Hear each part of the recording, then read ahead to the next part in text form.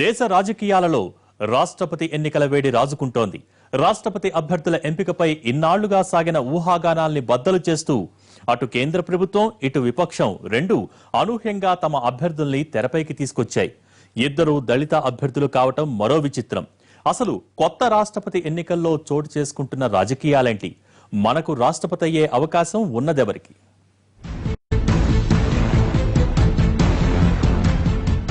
రాష్ట్రపతి ఎన్నికలకు సిద్ధమవుతున్న దేశం,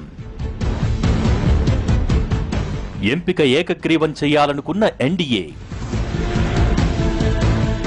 ఊహించని విధంగా రియాక్ట్ అయిన యూపీఏ, దళిత అభ్యర్థులతో ఎన్నికల బరిలోకి. రామ్నాథ్ కోవింద్ విజయం తథ్యమా? మీరా కుమార్కి అవకాశాలు ఉన్నాయా? రాష్ట్రపతి ఎన్నికలకు యావత్ దేశం సిద్ధమవుతోంది. ఈ నెల 14వ తేదీన రాష్ట్రపతి ఎన్నికల నోటిఫికేషన్ వచ్చే వరకు భావి రాష్ట్రపతిగా అటు ప్రజల ఊహల్లో ఇటు రాజకీయ పార్టీల ఆలోచనల్లో చాలా మంది అభ్యర్థుల పేర్లే వినిపించాయి. ఒకానొక సమయంలో బీజేపీ కురువృద్ధుడు అద్వానీకే అవకాశం దక్కుతుందని అనుకున్నారు. ఆపై చాలా మంది పేర్లు వినిపించాయి. కానీ చివరికి మాత్రం మోడీ సస్పెన్స్ బద్దలు చేశారు. राष्ट्रपति पद के चुनाव में एनडीए के प्रत्याशी के रूप में आज श्री रामनाथ कोविंद गवर्नर बिहार का नाम तय किया गया है. అప్పటి వరకు పెద్దగా ప్రాచుర్యం కూడా లేని రామ్నాథ్ కోవింద్ ఈ ప్రకటనతో ఒక్కసారిగా దేశ రాజకీయాలలో పాపులర్ అయిపోయారు.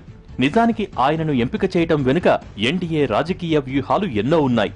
దళిత నాయకుడైన రామ్నాథ్ కోవింద్ని ఎంపిక చేయటం ద్వారా విపక్షాల మద్దతు కూడా కూడగట్టుకోవాలని ఎన్డీఏ అనుకుంది. అంతేకాదు, సాధ్యమైనంత వరకు రాష్ట్రపతి ఎన్నికల్ని ఏకగ్రీవం చేయాలని ఆశపడింది. కానీ ఎన్డీఏ ఆశలపై విపక్షాలు నీళ్లు చల్లాయి. ఎన్డీఏ తన అభ్యర్థిని ప్రకటించగానే అత్యవసరంగా సమావేశమైన యూపీఏ నేతలు మీరా కుమార్ ను విపక్ష అభ్యర్థిగా బరిలోకి దించుతున్నట్టు ప్రకటించారు.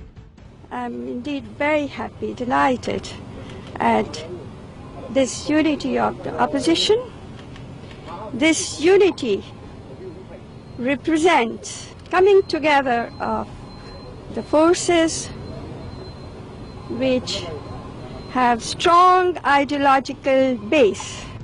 రాష్ట్రపతి ఎన్నికల బరిలో ఉన్న ఇద్దరు దళిత వర్గానికి చెందిన వారే కావటంతో ఇప్పుడు పోటీ రసవత్తరంగా మారింది. నిజానికి ఎలక్టోరల్ కాలేజీలో మెజార్టీ ఓట్లు ఎన్డీఏ వైపే మొగ్గు చూపుతున్నాయి. ఆపై దళిత వర్గానికి చెందిన నాయకుడు కావటంతో ఎన్డీయేతర పార్టీలు కూడా మద్దతు తెలుపుతారు అన్నది కమలనాథుల వ్యూహం. దానికి తగ్గట్టే స్పందన కూడా వచ్చింది. అప్పటి వరకు మోడీ మీద ఉప్పు నిప్పులా ఉన్న జేడీయూ రామ్నాథ్ దళిత వర్గానికి చెందిన వ్యక్తి కాబట్టి ఆయనకు మద్దతిస్తామంటూ ముందుకొచ్చింది. మరికొన్ని పార్టీలు కూడా దళిత కార్డుకు అంగీకారం తెలిపాయి.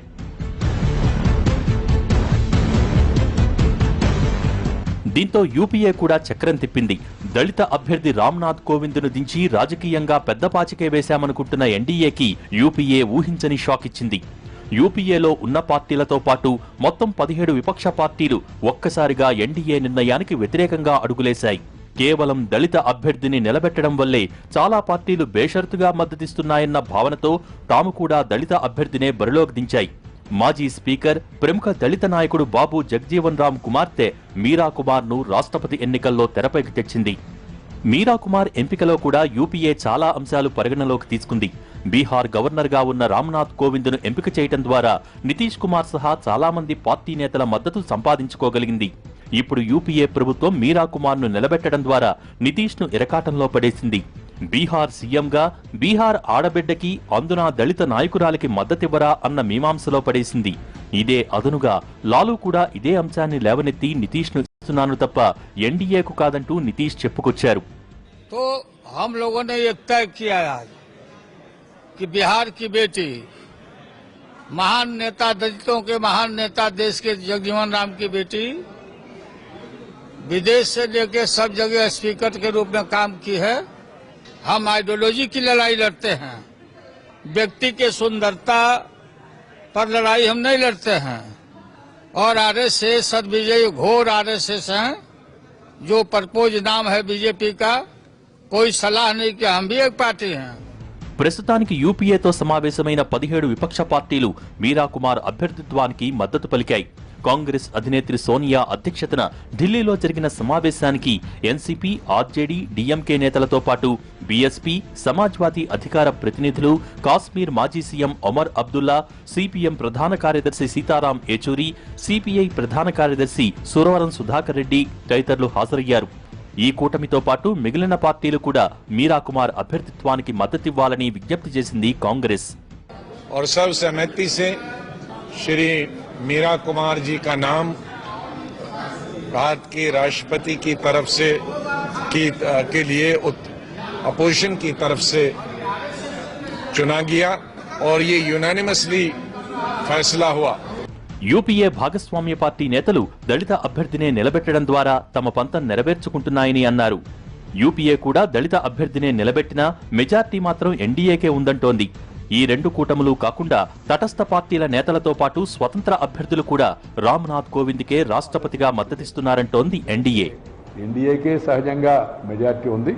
దాంతోపాటు ప్రధాన పక్షాలైనట్టు జేడీయూ, బీజేడీ, ఏఐడీఎంకే 2 వర్గాలు, దాంతోపాటు ఇంకా అనేక మంది స్వతంత్రులు, రాజ్యసభలో 7 సభ్యులుంటే 7 మంది, అలాగే లోక్సభలో కూడా కొందరు స్వతంత్రులు, అలాగే మిగతా కొన్ని పార్టీల వాళ్ళు కూడా సమర్థన ప్రకటించిన తర్వాత ఫలితం అందరికీ కూడా తెలిసిందే. అయినప్పటికీ కూడా కాంగ్రెస్, దాని మిత్రపక్షాలు కాంగ్రెస్తో కలిసి ముందుకు వెళదామనుకునే పక్షాలు వేరే నిర్ణయం తీసుకున్నాయి. అది ప్రజాస్వామ్యంలో వాళ్ళ ఇష్టం వాళ్ళది, దానికి మేము అభ్యంతరం పెట్టేదేమీ లేదు. కానీ దేశం ఆశించిన రీతిలో వాడు కూడా కలిసి వచ్చి ఉంటే బాగుండేదని నా అభిప్రాయం. రాష్ట్రపతి అభ్యర్థిగా తనను ఎంపిక చేయడంతో బీహార్ గవర్నర్ పదవికి రాజీనామా చేసిన రామ్నాథ్ కోవింద్ ఎన్డీఏ అతిరథ మహారథుల సమక్షంలో పార్లమెంటు భవనంలో నామినేషన్ దాఖలు చేశారు. ఈ కార్యక్రమంలో ఎన్డీఏ భాగస్వామ్య పక్షాలన్నీ పాల్గొన్నాయి.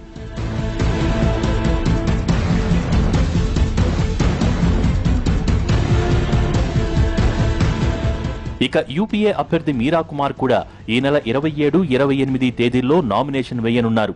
రాష్ట్రపతి ఎన్నికల్ని ఏకగ్రీవం చేయటానికే ఎన్డీఏ మొదటి నుంచి ప్రయత్నిస్తూ వస్తోంది. అందుకే అనూహ్యంగా కోవింద్ను తెరపైకి తెచ్చింది. కానీ యూపీఏ కూడా అదే అస్త్రం ప్రయోగించడంతో ఎన్నిక అనివార్యంగా మారింది. ఈసారి రాష్ట్రపతి ఎన్నిక హోరాహోరీగా జరుగుతుందని యూపీఏ చెబుతున్నా ఎన్డీఏ అభ్యర్థికే ఎక్కువ విజయావకాశాలు కనిపిస్తున్నాయి.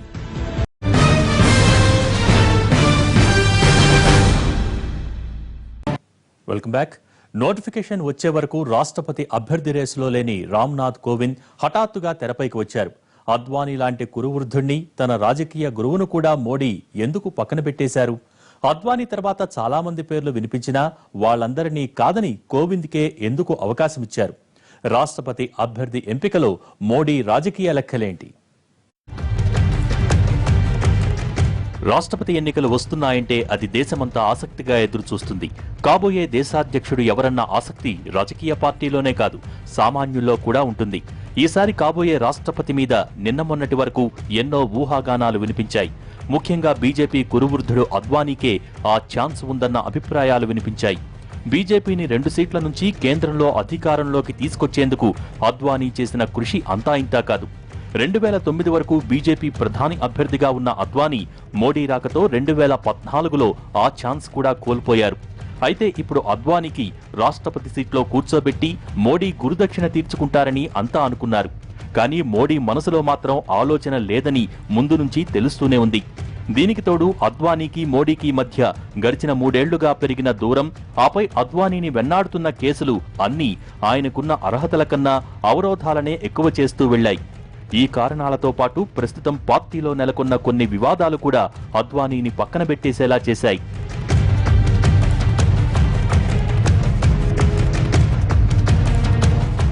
అద్వానీ తర్వాత వినిపించిన పేరు మురళీ మనోహర్ జోషి. అయితే ఆయన నెత్తిన కూడా కేసుల భారం ఉండటం, జోషి కూడా అద్వానీ వర్గంలో ఉంటూ తనపై అవకాశం వచ్చినప్పుడల్లా బురద జల్లుతూ ఉండటంతో ఆయన కూడా ఛాన్స్ దక్కించుకోలేకపోయారు. ఇక పార్టీలో మరో సీనియర్ నాయకురాలు సుష్మా స్వరాజ్ పేరు కూడా వినిపించినా ఆమెకు మోడీకి మొదటి నుంచి పొసగటం లేదన్న విమర్శలు ఉన్నాయి.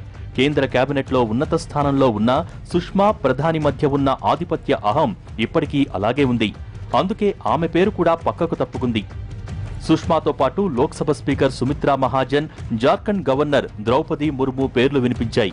కానీ మోడీ మాత్రం రాష్ట్రపతి అభ్యర్థి ఎంపికతోనే చాలా ప్రశ్నలకు సమాధానం చెప్పేయాలనుకున్నారు. గత 2 ఏళ్లుగా దేశంలో అసహనం పెరిగిపోతోందంటూ మోడీ ప్రభుత్వం మీద విపరీతమైన ఆగ్రహం పెల్లుబుకుతోంది. రోహిత్ వేముల ఆత్మహత్య, ఆపై ఆందోళనలు, దాద్రీ ఘటన, ఆపై గో సంరక్షణ పేరుతో ముస్లింలపై జరుగుతున్న దాడులు అన్నీ మోడీ ప్రభుత్వం దళిత వ్యతిరేక ప్రభుత్వం అన్న ముద్ర వేశాయి. ఈ విమర్శలన్నింటికీ ఒకే ఒక్క దెబ్బతో సమాధానం చెప్పాలనుకున్న మోడీ రేసులో అందరి నేతల్ని కాదని ఏరుకోరి దళిత నాయకుడైన రామ్నాథ్ కోవింద్ను తెరపైకి తెచ్చారు.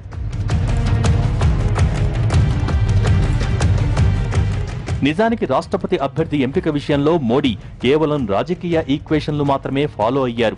అందుకే కొత్త వ్యక్తిని తెరపైకి తెచ్చారు. యాంటీ దళిత్ ముద్రను చెరిపేసేందుకు దళిత నాయకుణ్ణి తెరపైకి తెచ్చారు. రామ్నాథ్ ను ఎంపిక చేయటం ద్వారా ఇటు నితీష్ మద్దతు దొరుకుతుంది, మరోపక్క ఆయన యూపీకి చెందిన నేత కాబట్టి అటు బీఎస్పీ, ఎస్పీల మద్దతు కూడా దొరుకుతుందని భావించారు. పైగా ఆర్ఎస్ఎస్ బ్యాక్గ్రౌండ్ ఉండటంతో సంఘ్ పరివారం నుంచి కూడా మద్దతు దొరుకుతుంది. ఇవన్నీ పక్కన పెడితే కోవింద్ వివాదరహితుడు కావటం, ఆపై తనకు అనుకూలంగా ఉండే వర్గంలో ఉండటం, అన్ని సమీకరణాలు ఒక్కసారిగా కుదరటం రామ్నాథ్ కోవింద్కి కలిసి వచ్చింది.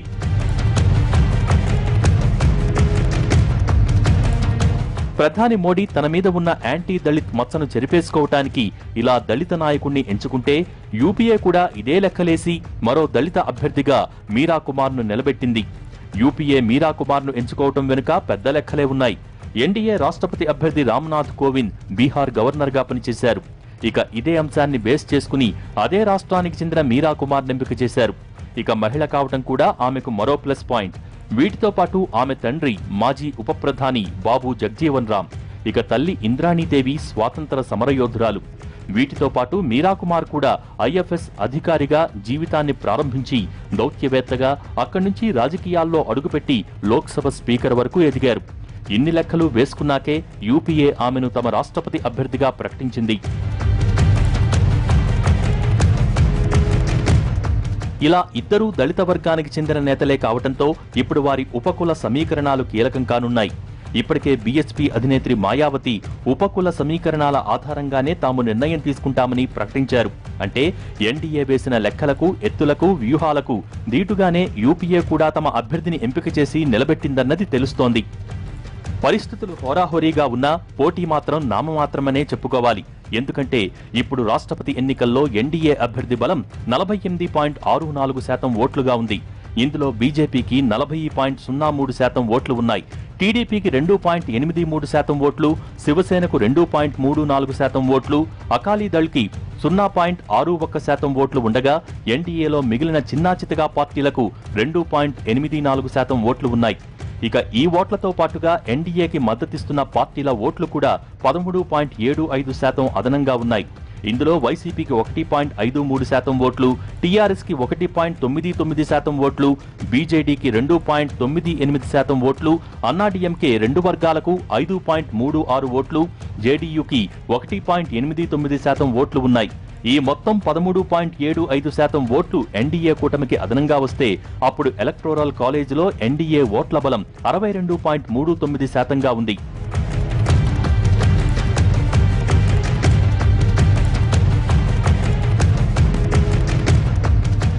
ఇక యూపీఏ అభ్యర్థి బలం 33.58% ఓట్లు మాత్రమే. ఇందులో కాంగ్రెస్ పార్టీకి 14.62%, తృణమూల్ పార్టీకి 5.78%, సమాజ్వాదీకి 2.36%, సిపిఎంకి 2.45%, బీఎస్పీకి 0.74%, ఆర్జేడీకి 1.7%, డీఎంకేకి 1.66%, ఎన్సీపీకి 1.44%, ఇతర చిన్న పార్టీలకు 2.83% ఓట్లు ఉన్నాయి.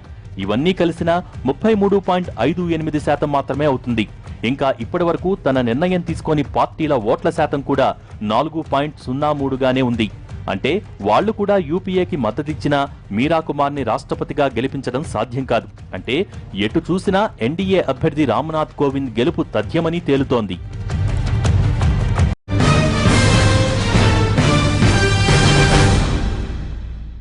Welcome back. ప్రణబ్ ముఖర్జీని మరో టర్మ్ రాష్ట్రపతిగా కంటిన్యూ చేయాలన్న ప్రతిపాదనలు ఎందుకు తిరస్కరించారు? రాష్ట్రపతి అంటే రబ్బర్ స్టాంపేనా? తమకు అనుకూలంగా ఉన్న వారిని ఆ సీట్లో కూర్చోబెట్టడమే అధికార పార్టీలు అనుసరించే సూత్రమా? దశాబ్దాలుగా జరుగుతున్నదే ఇప్పుడు రిపీట్ కాబోతోందా? అసలు రాష్ట్రపతి ఎంపికలో ఎన్నికలు అనివార్యమా?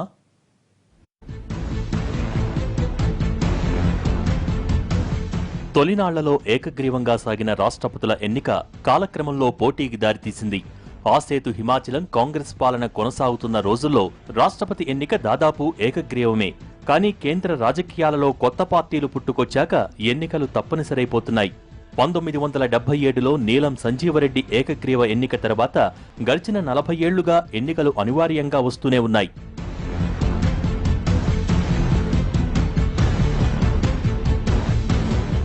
అంతేకాదు, దశాబ్దాలుగా రాష్ట్రపతి స్థానమంటే రబ్బర్ స్టాంప్ అన్న ముద్ర కూడా పడిపోయింది.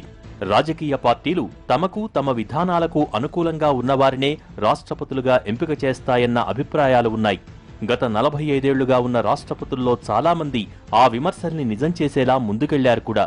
1974లో ఇందిరాగాంధీ ఎమర్జెన్సీ ఆదేశాల ఫైలు పంపినప్పుడు అప్పటి రాష్ట్రపతి ఫక్రుద్దీన్ అలీ అహ్మద్ బాత్రూంలో ఉండి హడావిడిగా సంతకం పెట్టేశారన్న విమర్శలు ఉన్నాయి.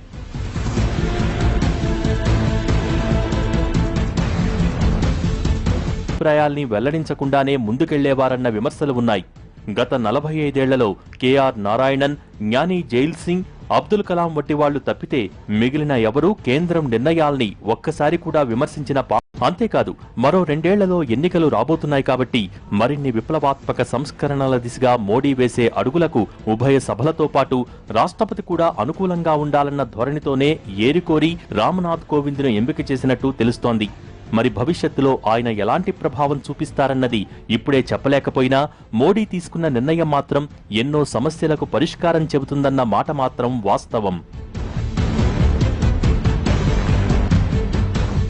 వాస్తవంగా రాష్ట్రపతి వంటి గౌరవప్రదమైన స్థానానికి ఎన్నికలు జరిగేటప్పుడు వివాదాలకు సాధ్యమైనంత దూరంగా ఉంటారు. ఇప్పటివరకు జరిగిన రాష్ట్రపతుల ఎన్నికల్లో ఒక్కసారి మాత్రమే వివాదం తలెత్తింది. 1969లో జులై 20 నుండి ఆగస్టు 24 వరకు భారతదేశానికి రాష్ట్రపతి, ఉపరాష్ట్రపతి పదవులు రెండూ ఖాళీగానే ఉన్నాయి. ఆ ఏడాది మే 3వ తేదీన అప్పటి రాష్ట్రపతి డాక్టర్ జాకీర్ హుస్సేన్ హఠాత్తుగా మరణించగా అప్పటికి ఉపరాష్ట్రపతిగా ఉన్న వివి గిరి తాత్కాలిక రాష్ట్రపతిగా బాధ్యతలు చేపట్టారు. కానీ ఆ రాష్ట్రపతి ఎన్నికల్లో పోటీ చేసేందుకు వివి గిరి జులై 20న ఉపరాష్ట్రపతి పదవికి రాజీనామా చేశారు. దీంతో సుప్రీంకోర్టు న్యాయమూర్తిగా ఉన్న జస్టిస్ ఎం హిదయతుల్లా తాత్కాలిక రాష్ట్రపతిగా ప్రమాణ స్వీకారం చేసి ఆ రాష్ట్రపతి ఎన్నిక పూర్తయ్యే వరకు రాష్ట్రపతిగా కొనసాగారు.